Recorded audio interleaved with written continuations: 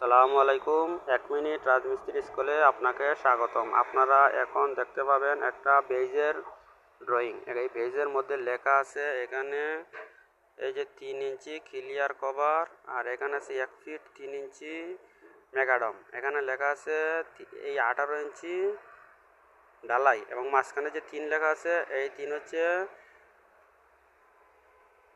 CC ঢালাই। তারপরে এখানের মধ্যে রয়েছে ফুটিং বিমের মধ্যে যে রডগুলো রয়েছে, রডগুলো সবগুলো হবে 16 mm। 8টা রড হবে ফুটিং বিম ঢালাই হবে 16 ইঞ্চি বাই 24 ইঞ্চি। তারপরে আপনারা দেখতে পাচ্ছেন এদিকে পিলারে 2.5 ইঞ্চি শর্ট কলম কভারিং।